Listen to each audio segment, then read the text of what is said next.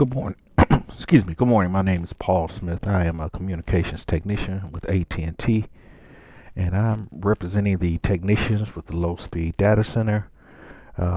This particular presentation involves giving our views concerning the competitive status of AT&T, how we see the organization's status in the current marketplace, what we see as far as the future of current product offerings and services, and some things that we would also like to implement to try to improve the brand and also to improve the overall reputation of AT&T.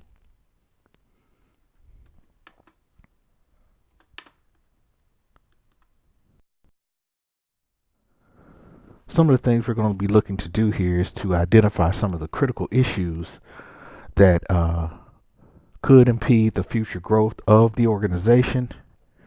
We're going to look at some alternative measures that can appeal to a variety of demographics that'll also help us stabilize our current place in the market. And we're also going to look at establishing some strategic initiatives that can be implemented to jumpstart strategies into active processes. Um, AT&T has long since been known as the telephone company, but as we know, the telephone industry has evolved into more of a full communication suite of products and services to include wireless phone service, uh, cable and digital television services, data services such as digital subscriber lines or DSL, and we also are one of the leading providers of high-speed data circuits and network backbone capacity as well. So uh, we've gone far past just telephone services to more of a communications provider, not only for a common consumer, but for other corporations, well-known corporations like GM, Hewitt Packard, things of that nature. So we're trying to uh, have our brand move past just being known as uh, the telephone company.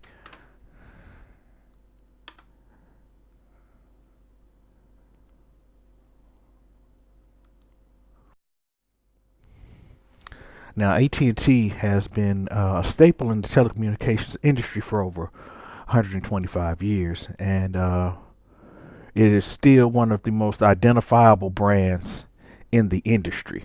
Um, it has a following globally, and the brand itself is recognized again, not only here domestically in the United States, but in the far reaches of Europe, Latin America, and other territories. AT&T is a well-known brand. Um, However, with some of the technological changes and alternative outlets that are available, AT&T has seen a significant portion of its market share shift to other providers. Uh,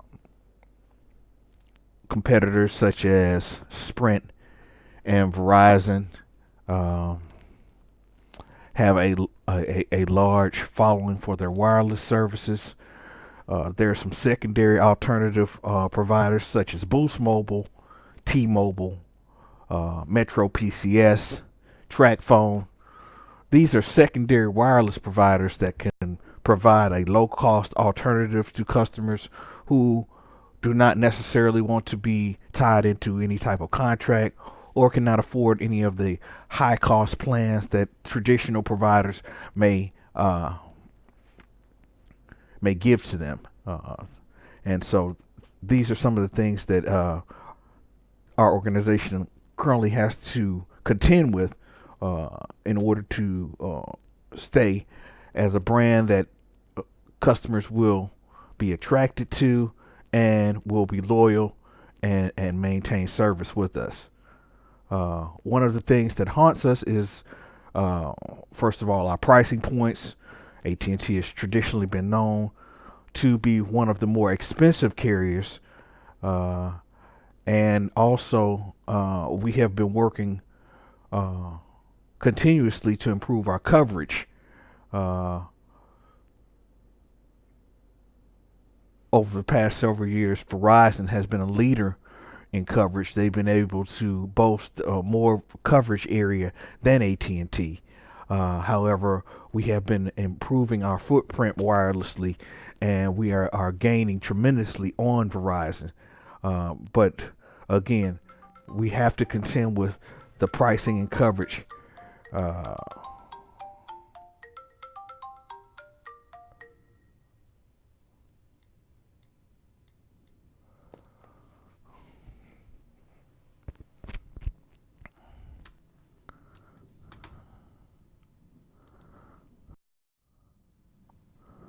let's look at some of the competitors that we currently have.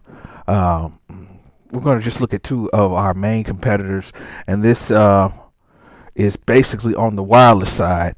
Uh, AT&T really does not have extensive competition on the wireline side because that is right now a fading industry. A lot of the wireline services are beginning to erode. Copper service is becoming an antiquated service.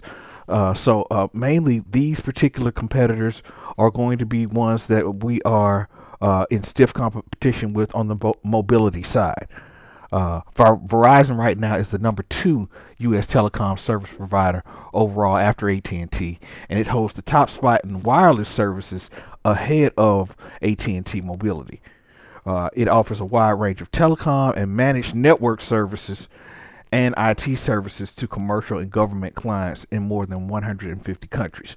As I stated before, AT&T does have quite a large following for its broadband and data circuit services, and Verizon is one of the competitors of that. However, uh, Verizon is using AT&T's network for a backbone network for its customers. So Verizon, in essence, is one of our customers as well.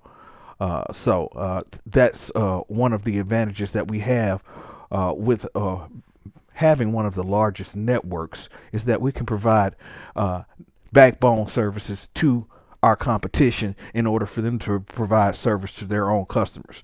So um,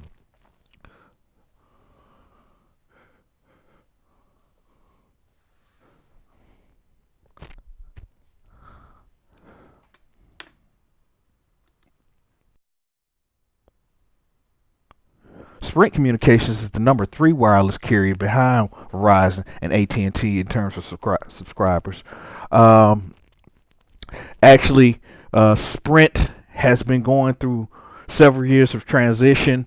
About 8 years ago, they joined first forces with Nextel Communications in order to improve their wireless options. They have been trying to improve their wireline and data service offerings. There was a time when they were under the name of Embark Communications, and their main focus was rural areas that were not necessarily in the footprint of AT&T. They were with more of the smaller mom and pop organizations, and Sprint took on those particular areas, but those have been faltering. They've been in a mass amount of debt, which has threatened their revenues, and they have a very small segment of the market share at the moment. They have increased some of their campaigns in order to attract more businesses and attract more customers to their wireless services by offering up to 50% off of what current carriers are charging for wireless services, and also offering unlimited data services, which is an attractive option to many customers. But Sprint is, as I stated, struggling as a number three carrier right now, and the gap between Sprint and some of those secondary carriers that I spoke of continues to decrease as they start to offer similar options as Sprint is offering right now. So these are two of the major competitors that AT&T has at the moment. Some of the strengths for AT&T is number one, the wireless products and services have become more sophisticated. Uh, More and more individuals are using their wireless products, iPads, iPhones, things of that nature, for everyday functionality. These things are becoming part of their everyday occupational task as well as personal task. They've integrated a lot of those solutions into doing work functions and things of that nature. And they also allow individuals to take their home entertainment with them. A lot of AT&T Uverse customers have the ability to use their iPads, iPhones, things of that nature to watch their Uverse service. So it's very convenient and it's very much embedded into our everyday lives. Much of the competition that AT&T has is proficient in only one segment of the telecom industry.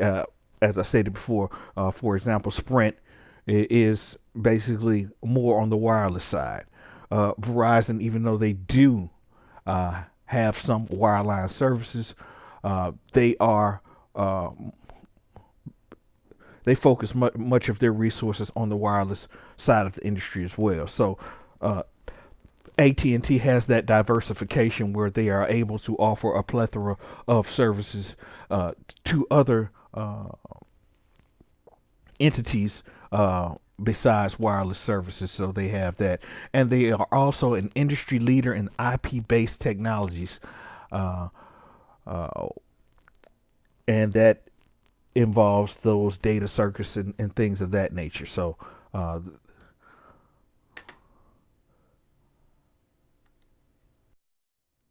some of the weaknesses and threats that are involved with AT&T. There's an eroding wireline service for business and consumers. As I stated, we are currently transitioning away from copper services. Uh, AT&T, however, has began to lay a lot of groundwork in their fiber-based technologies, the UVerse services, which can integrate both phone, data, and also video services through that fiber-based technology. Um, there's also hefty liabilities from prior antiquated business ventures that AT&T is currently dealing with.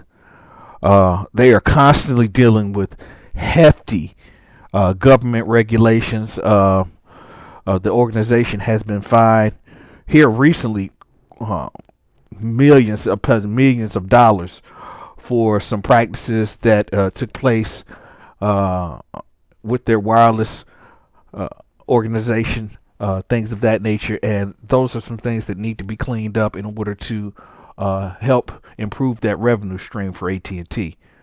We're still dealing with intense pricing wars. We're still currently researching and trying to develop options that are customer friendly and that will appeal not only to the customer as far as service, but also to their pocketbook as well. We want to be able to be a quality service that can be thrifty for the customer as well. And again, we still have that declining network capacity. We've got a plethora of organizations who are on our network. We have done intense research and development in updating and improving the cloud technologies. There's currently timetable to have all of those up and running by the year 2020. So those are some things that are threatening the organization at the moment. Some opportunities include increased investments in global markets for business customers. Uh, we continue to try to expand the Uverse platform and also expand that footprint. And that recent acquisition of DirecTV is certainly going to help us to improve that footprint as well. We still are looking to expand that wireless platform and improve product offerings to include the next platform. The next platform is basically an alternative platform that includes prepaid wireless options. Uh, the recent acquisition of Cricket Wireless is allowing us to put more resources into that campaign so we can provide another option to our customers to allow them to have use of the AT&T network at a lower price point. We also need to invest more resources in cloud-based technologies. This is going to assist in relieving the strain on the current network capacity.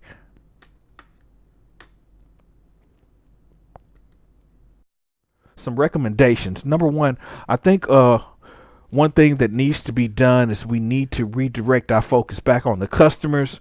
Uh, a lot of things have been developed without uh, considering the input from our customers as to what they're looking for as far as technology needs, things that will help them going forward. So, one of the things that can be done is we can develop focus groups that are driven by social media outlets like Facebook, Twitter, things of that nature. And this could help us integrate and drive new marketing campaigns. A lot of times, Facebook has surveys and things of that nature that they will put out, marketing bursts to customers, letting them know that we're doing this certain campaign for this time period. Let us know if you like it or not. And AT&T can use that to their advantage on a small scale to kind of regionalize or localize some of the things, products, and services that their customers may want or need for their particular areas. Um, we also need to look at integrating app services or applications and wireless services that will improve the customer experience and service functionalities. There are apps that can be implemented for our wireless customers that will allow them to do their own service updates and things of that nature at a low pricing point. And those are some avenues that can be considered in order to allow the customer to be more involved. We should eliminate ventures that have little to no impact on revenue, such as toll free services, because those are antiquated products.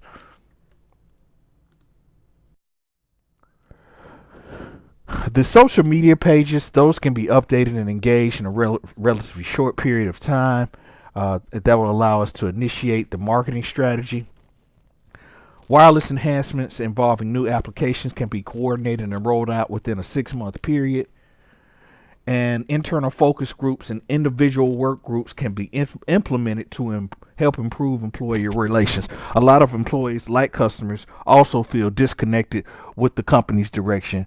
And I believe if we start to implement some focus groups within these work groups and determine not only what the employee needs, but what the employee senses the customer is looking for, then we can take some of that data and look at improving um, uh, some of the direction for the organization.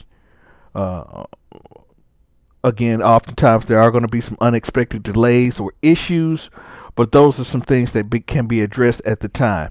But I think that some small measures can be taken in order to try to improve uh, some of the smaller issues now.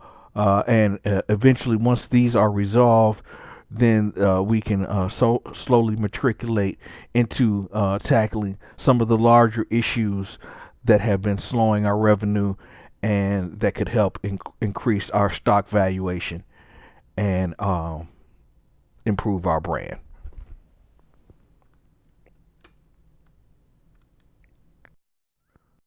Are there any questions or concerns?